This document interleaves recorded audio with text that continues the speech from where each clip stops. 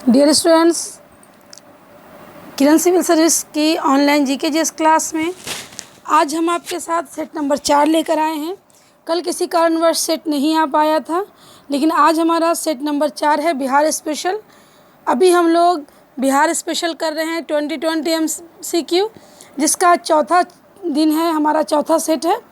तो स्टूडेंट्स, इससे पहले कि मैं पेज पर जाऊं, आपको फिर कह दूं कि पेन और पेपर लेकर तैयार हो जाइए। आप सब लोगों को हमारे साथ क्वेश्चंस को सॉल्व करना है और देन कमेंट में हमें बताना है किसके कितने सही हुए। आपका सही आंसर ही आपका आकलन होगा कि आपकी तैयारी कहाँ है। तो आइए स्टूडेंट्स, शुरू करते हैं आज का सेट 20 क्वेश्चंस का, और हमारे साथ आप भी इस सेट को सॉल्व कीजिए। तो चलिए आइए स्टूडेंट्स, शुरू करते हैं आज का पहला प्रश्न। हमारा आज का पहला प्रश्न है, निम्नलिखित राज्यों में क्षेत्रफल की दृष्टि से बिहार किसके समीप है। यहाँ पे 4 राज्य के नाम दिए हुए हैं। आपको बताना है कि इन 4 राज्यों में बिहार सबसे अधिक किसके निकट है। Option number A Tamil Nadu, B Arunachal Pradesh, C Paschim Bengal और डी झारखंड। 4 राज्य हैं, तमिलनाडु अरुणाचल प्रदेश तो आपके पहले अलग हो जाएंगे, क्योंकि ये दो जो राज्य हैं तमिलनाडु और अरुणाचल प्रदेश, ये दक्षिण भारत के राज्य हैं, तो ये अलग हो जाएंगे। दक्षिण भारत के और उत्तर में हैं तो ये अलग हो जाएंगे। क्योंकि बिहार के जो पड़ोसी राज्यों की अगर बात की जाए तो बिहार के पड़ोसी राज्य हैं झारखंड, पश्चिम बंगाल, उत्तर प्रदेश, ये बिहार के पड़ोसी राज्य हैं। तो जब भी हमारी समीपता होगी, इनमें से ही 3 में से किसी में होगी। हमारे पास ऑप्शन पश्चिम बंगाल भी है और झारखंड भी है।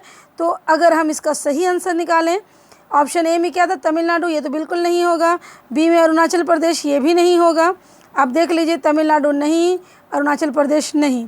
अब हमारा जो ऑप्शन सी और डी बचा, यानी पश्चिम बंगाल और झारखंड, इनमें से ही कोई 2 होगा। तो आपका सही आंसर हो जाएगा पश्चिम बंगाल। सही आंसर कौन हो जाएगा? पश्चिम बंगाल ही सबसे निकट है। बिहार के जो निकटता है वो पश्चिम बंगाल से है, झारखंड से है और उत्तर प्रदेश से है। तो इसमें सबसे निकट जो है वो है पश्चिम बंगाल। चलिए आइए देखते हैं क्वेश्चन नंबर 2 को। क्वेश्चन नंबर 2 है आपका, इनमें से कौन सुमेलित है। यानी कि कौन ऐसा 2 नाम है, जो एक इधर आगे में आपके एक खेल का नाम है और पीछे खिलाड़ी का। तो इनमें से कौन सा है जो खेल और खिलाड़ी दोनों सही मिलाया हुआ है। बाकी 3 के गलत हैं और 1 के सही हैं। ऑप्शन नंबर ए में है कैरम सुधा सिंह, तो कैरम सुधा सिंह नहीं खेलती, ये गलत हो गया। टेनिस रंजन प्रकाश, ये भी गलत है, टेनिस का कोई संबंध नहीं है रंजन प्रकाश से। शतरंज संजीव कुमार, ये आपका सही है, क्योंकि संजीव कुमार शतरंज के ही प्लेयर हैं। और डी में है बैडमिंटन, BK श्रीवास्तव, ये भी गलत है। तो आपका सही आंसर हो जाएगा शतरंज संजीव कुमार। आइए देखते हैं क्वेश्चन नंबर 3 में। तीसरा प्रश्न है, प्रसिद्ध चिकित्सक जीवक किसके दरबार में सुशोभित थे। जीवक जो आयुर्वेद के डॉक्टर थे, आयुर्वेद के चिकित्सक थे, वो किसके दरबार में थे। बिंदुसार, ए, बी अशोक, सी बिंबिसार और डी चंद्रगुप्त मौर्य। इसमें 3 शासक का नाम है जो मौर्य वंश के हैं। मौर्य वंश के संस्थापक चंद्रगुप्त मौर्य, इनके पुत्र बिंदुसार, इनके पुत्र अशोक। लेकिन इन तीनों में से किसी के भी दरबार में जीवक नहीं थे। जीवक जो थे वो बिंबिसार के दरबार में थे। किसके दरबार में थे जीवक? बिंबिसार के दरबार में थे। ये 3 के 3 मौर्य शासक थे और इन तीनों में जीवक का कोई लेना देना नहीं है। ये जो जीवक थे आयुर्वेद के चिकित्सक, ये बिंबिसार के दरबार में थे। आइए क्वेश्चन नंबर 4 देखते हैं। निम्नलिखित में से कौन सुमेलित नहीं है। यानी आपको बताना है कि इनमें से कौन जो है वो सुमेलित नहीं है। यहाँ कुछ बोर्ड्स के नाम दिए गए हैं, उपक्रम जो हैं सरकारी, और उनकी स्थापना का वर्ष दिया गया है। आपको बताना है कि इनमें से कौन सही वर्ष के साथ नहीं लिखा गया है। नंबर 1 में है बिहार राज्य खादी ग्रामोद्योग बोर्ड, इसकी स्थापना दी गई है 1956। आपका पहला जो बिहार राज्य खादी ग्राम बोर्ड है, इसकी स्थापना 1956 में हुई है। तो ये सही है, ये जो मिलाया हुआ है ये सही मिलाया हुआ है। दूसरा है बिहार राज्य असैनिक खाद्य आपूर्ति निगम, तो ये जो बिहार राज्य असैनिक खाद्य आपूर्ति निगम है, इसकी स्थापना भी 1973 में हुई है, ये भी आपका सही है। तीसरा है बिहार राज्य हथकरघा एवं हस्तशिल्प निगम, तो इसकी स्थापना भी 1974 में हुई है, ये भी सही है। चौथा डी में दिया है बिहार राज्य निर्यात निगम लिमिटेड, तो बिहार राज्य निर्यात निगम लिमिटेड की स्थापना 1978 में नहीं हुई है। तो आपका सही आंसर कौन हो गया? सही आंसर हो गया डी, क्योंकि डी ही एक है जो गलत है, बाकी तीनों क्या है? सही है, और डी क्या है? वो गलत है। तो आपका बिहार राज्य खादी ग्राम उद्योग बोर्ड भी सही है 56, बिहार राज्य रासायनिक खाद्य पूर्ति निगम लिमिटेड 1973 ये भी सही है, बिहार राज्य हथकरघा एवं हस्तशिल्प निगम 1974 ये भी सही है। गलत मिलान किसका है? बिहार राज्य निर्यात निगम, जो कि 1978 में नहीं हुआ। तो आपका सही आंसर हो जाएगा डी। आइए देखते हैं अगले प्रश्न को। अगला प्रश्न है, अशोक के किस अभिलेख से प्रकट होता है कि अपनी धर्म यात्राओं में अशोक ब्राह्मणों और क्षमनों का दर्शन करता था? यानी अशोक का कौन सा अभिलेख है जिससे ये प्रकट होता है कि जब वो धर्म की यात्रा करता था तो वो ब्राह्मणों और क्षमनों का, यानी कि ब्राह्मण जो होते थे उनका, और क्षमने जो बौद्ध धर्म के श्रमिक थे उन सबका, ये जैन धर्म के जो साधु थे उन सब के दर्शन करता था? ये अशोक के किस लेख में स्पष्ट होता है? 7वां शिलालेख से नहीं होता है स्पष्ट। अगर ये पूछा जाए तो 7वें शिलालेख से स्पष्ट नहीं होता है। अगर अगले देखा जाए 7वें के बाद जो 8वां शिलालेख है इसमें भी इसका वर्णन नहीं है। 9वें शिलालेख में इसका वर्णन है। इसका वर्णन कहाँ है? 9वें शिलालेख में। यानी कि अशोक के धर्म यात्रा में अशोक ब्राह्मण और क्षमनों का दर्शन करता था, इसका वर्णन केवें अभिलेख में है? 9वें शिलालेख में। तो आंसर क्या हो जाएगा 6 का? सही सी। 6 का आंसर हो जाएगा सी। आई होप आप लोग भी मेरे साथ साथ कर रहे होंगे। वीडियो को रोक के अगर सोचने का समय चाहिए तो लीजिए, उसके बाद सॉल्व कीजिए। अगला 7वां प्रश्न देखिए। 5वां प्रश्न था। 6ठा प्रश्न देखिए, मेगास्थनीज किसके शासनकाल पटना आया था? मेगास्थनीज किसके शासनकाल में पटना आया था? तो मेगास्थनीज पटना किसके शासनकाल में आया था? ए अशोक नहीं, बी बिंदुसार नहीं, सी चंद्रगुप्त मौर्य। क्योंकि चंद्रगुप्त मौर्य और सेल्यूकस निकेटर के बीच हुई संधि में ही एक यूनानी राजदूत को मगध में रखने की बात हुई थी और चंद्रगुप्त मौर्य के दरबार में ही मेगास्थनीज भारत में आया था। इसका सही आंसर हो जाएगा 6 का सी।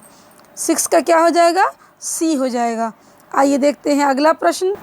अगला प्रश्न है, कौटिल्य के अर्थशास्त्र में किस पहलू पर प्रकाश डाला गया है?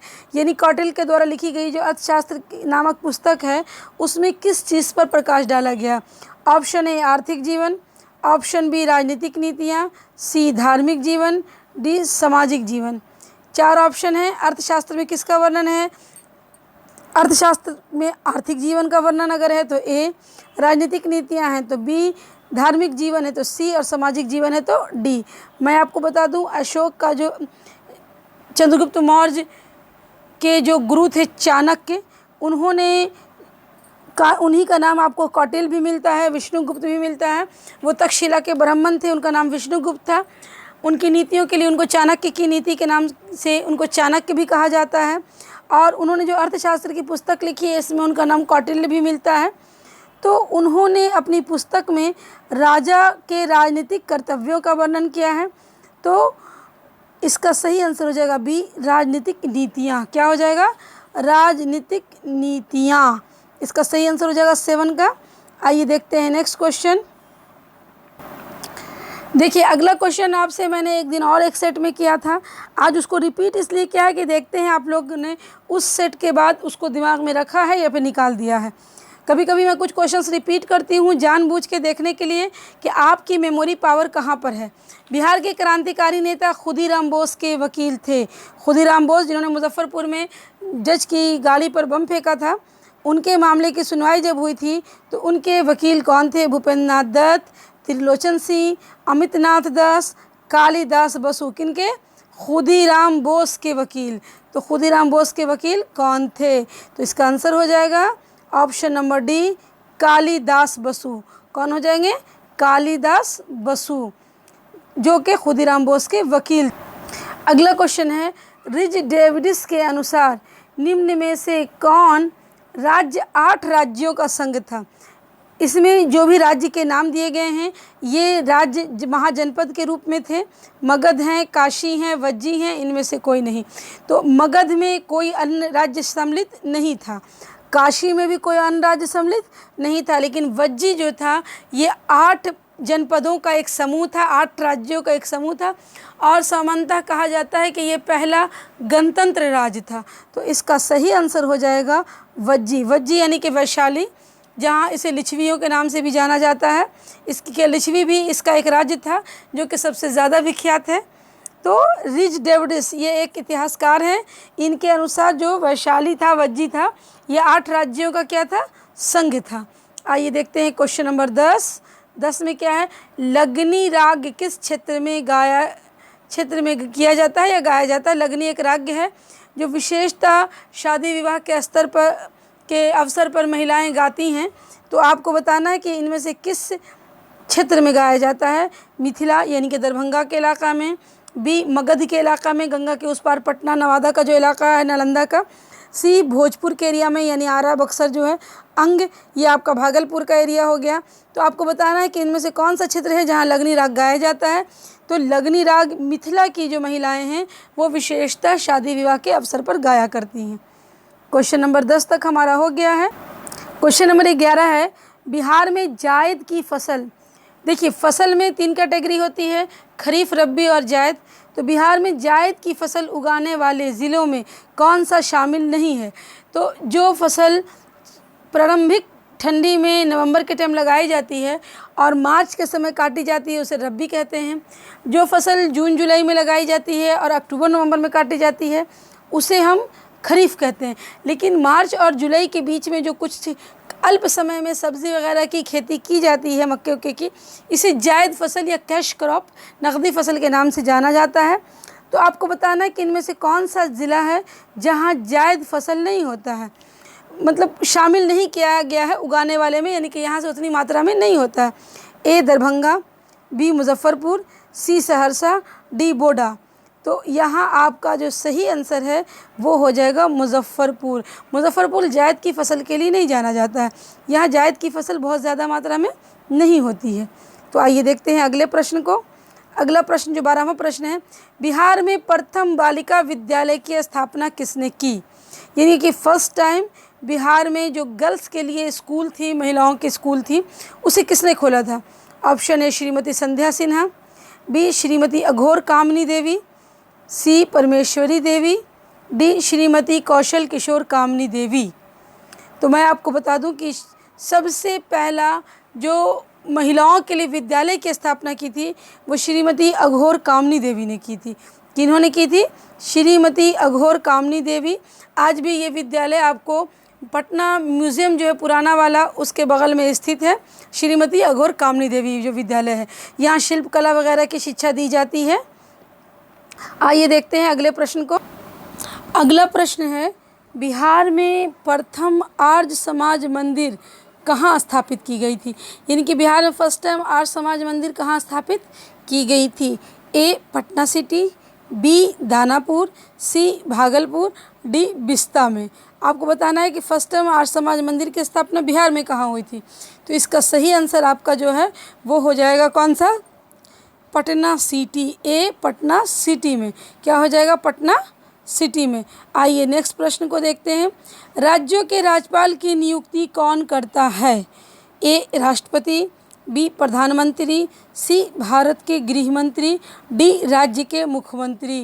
राज्यपाल की नियुक्ति कौन करता है, तो राज्यपाल की नियुक्ति प्रधानमंत्री के सिफारिश पर राष्ट्रपति के द्वारा की जाती है। किसके द्वारा की जाती है, राष्ट्रपति के द्वारा, क्योंकि एक राज्यपाल राज्य में राष्ट्रपति के प्रतिनिधि के रूप में ही उपस्थित होता है। आइए देखते हैं अगले प्रश्न को। प्रश्न है, बिहार विधान परिषद में सदस्यों की संख्या कितनी है। तो देखिए हमारे बिहार में 2 सदन है, विधानसभा और विधान परिषद। भारत में ऐसे 6 ही राज्य हैं जहां 2 सदन है। तो बिहार में जो विधानसभा है उसमें तो सदस्यों की कुल संख्या 243 है, लेकिन विधान परिषद में कुल सदस्यों की संख्या कितनी है आपको बताना है। मैंने जो अभी बताया 243 ये विधानसभा में है, जिसके अभी चुनाव होने वाले हैं चरण में चुनाव की घोषणा हो चुकी है, बिहार में तैयारी भी चल रही है। पहले चरण का चुनाव 28 अक्टूबर को है, दूसरे चरण का 3 नवंबर और तीसरे चरण का 7 नवंबर, और बिहार विधानसभा चुनाव का रिजल्ट आएगा 10 नवंबर को। लेकिन आपको यहाँ बताना है विधान परिषद में सदस्यों की संख्या कितनी है। ए 103, बी 75, सी 36, डी 78। तो इसका सही आंसर क्या हो जाएगा, बी 75। बिहार में जो एमएलसी होते हैं, मेंबर ऑफ लेजिस्लेटिव असेंबली, जिसे हम कहते हैं विधान परिषद, उसमें सदस्यों की कुल संख्या कितनी है, 75 है। का मुख्यालय कहाँ था, यानी कि एक सरदार है जिसका नाम है दुधिलिया। आपको बताना कि चेर जाति का सरदार था। इसका मुख्यालय कहाँ था, ए भोजपुर, बी बिहिया, सी चैनपुर, डी इनमें से कोई नहीं। यानी कि दुधिलिया नामक चेरो सरदार का मुख्यालय कहाँ था। तो भारत में तो सबसे ज़्यादा डाकुओं के लिए जाना जाता है चंबल को, मध्य प्रदेश में। लेकिन अगर बिहार की बात की जाए तो बिहिया का जंगल इसके लिए सबसे अधिक विख्यात था। तो इसका सही आंसर हो जाएगा बी बिहिया। क्या हो जाएगा, बिहिया। ये सबसे ज़्यादा विख्यात था जनजातीय सरदार या फिर डाकू के लिए, या फिर किसी भी इस तरह की घटना के लिए। अगला प्रश्न है, वर्ष 2008 में बिहार में कुल स्थापित विद्युत क्षमता का कितना प्रतिशत भाग जल विद्युत का था। यानी हाइड्रो पावर जो हमारे यहाँ एनर्जी है वो कितने प्रतिशत है। ए 0.08, बी 0.01, सी 0.09 एंड डी 0.05। आपको बताना जल प्रतिशत का बिहार में कितना प्रतिशत योगदान है। तो इसका सही आंसर क्या हो जाएगा, आप लोग बना लिया तो मैं बता दूं, ए 0.08%। ये आंकड़ा 2008 तक है। 2008 तक में जो स्थापित हैं विद्युत क्षमता उनके अनुसार है। आइए देखते हैं अगले प्रश्न को। अगला प्रश्न है, अंतर्राज्यीय एवं सीनियर राष्ट्रीय बैडमिंटन चैंपियनशिप जनवरी 2007 में कहाँ आयोजित किया गया था। ये अंतर्राज्यीय जो होता है ये भारत के अंदर विभिन्न स्टेटों का मैच होता है। तो आपको बताना सीनियर राष्ट्रीय बैडमिंटन चैंपियनशिप जनवरी 2007 में कहाँ आयोजित किया गया था। ए इलाहाबाद, बी पटना, सी जमशेदपुर, डी मुजफ्फरपुर। आप देख लीजिए आपका सही आंसर क्या होगा। मैं बता दूं, अगर आप मुझसे बना चुके हैं तो मैं बता दूं, इसका सही आंसर हो जाएगा बी पटना। ये कहाँ आयोजित हुआ था, पटना में। तो आप याद रखिएगा 2007 में राष्ट्रीय बैडमिंटन चैंपियनशिप जो हुआ था सीनियर्स का वो पटना में हुआ था। आइए अगले प्रश्न को देख। बिहार में न्यूनतम महिला साक्षरता किस ज़िले में है, यानी कि सबसे कम पढ़ी लिखी महिलाएं किस ज़िले में हैं, आपको बताना है। ए पूर्णिया, बी किशनगंज, सी सहरसा, डी कटिहार। ये 4 ज़िला हैं। चारों में आंकड़ा बहुत कम है महिलाओं के शिक्षा का, लेकिन इन चारों में सबसे कम कहाँ है ये बताना है। पूर्णिया, किशनगंज, सहरसा और कटिहार में आपको बताना है। तो इसका सही आंसर हो जाएगा सी सहरसा। सबसे कम महिला साक्षरता वाला जो ज़िला है वो कौन है, सहरसा है। यहाँ महिला साक्षरता दर सबसे कम है। चलिए आज का अंतिम प्रश्न, चंद्रगुप्त मौर्य के विषय में कौन सा कथन असत्य है, यानी कि कौन सा इनमें से वाक्य है जो चंद्रगुप्त मौर्य के बारे में गलत कही जा रही है। ए चंद्रगुप्त मौर्य ने यूनानियों को परास्त किया। बी चंद्रगुप्त मौर्य के साम्राज्य में काबुल शामिल थे। चंद्रगुप्त मौर्य ने द्वितीय जैन संगति का आयोजन किया। चंद्रगुप्त मौर्य ने चाणक्य को अपना प्रधानमंत्री बनाया। आपको छांटना है इनमें से कौन सा गलत है। तो सबसे पहला जो आपका लाइन है कि चंद्रगुप्त मौर्य ने यूनानियों को परास्त किया, ये बिल्कुल सही है क्योंकि उन्होंने सेल्यूकस निकेटर को परास्त किया था। दूसरा जो है चंद्रगुप्त मौर्य के साम्राज्य में काबुल शामिल था, तो बिल्कुल जब सेल्यूकस निकेटर से चंद्रगुप्त मौर्य की संधि हुई थी तो काबुल भी इनको दहेज में मिला था, तो ये भी सही है। अगर अगले पॉइंट की बात की जाए तो अगला पॉइंट है कि चंद्रगुप्त मौर्य ने चाणक्य को अपना प्रधानमंत्री बनाया, ये भी सही है। तो यहाँ गलत कौन सा हो गया, गलत ये है कि चंद्रगुप्त मौर्य ने द्वितीय जैन संगति का आयोजन किया था, क्योंकि चंद्रगुप्त मौर्य ने द्वितीय जैन संगति का आयोजन नहीं किया था। चंद्रगुप्त मौर्य के शासनकाल में पहली जैन संगति हुई थी, जो प्रथम थी जो पाटलिपुत्र में हुई थी, और द्वितीय हुई थी वल्लभी में, जो चंद्रगुप्त मौर्य का शासन से बाहर था। तो इसका सही आंसर हो जाएगा सी, क्योंकि चंद्रगुप्त मौर्य की जगह पे यही कथन है जो गलत कहा गया है। ये गलत कहा गया, बाकी सब सही कहा गया। तो आज का हमारा 20 प्रश्न यहाँ पूरा होता है। लेकिन मैं आपसे कहूँगी कि आपके जितने भी आंसर सही हुए हैं 5, 10, 12, 15, 18 आप कमेंट करके मुझे ज़रूर बताएं कि मेरे इतने सही हुए हैं। आप स्टूडेंट से मैं कहूँगी संघर्ष से घबराइए नहीं, क्योंकि संघर्ष जितना कठिन होगा सफलता उतनी ही बड़ी होगी।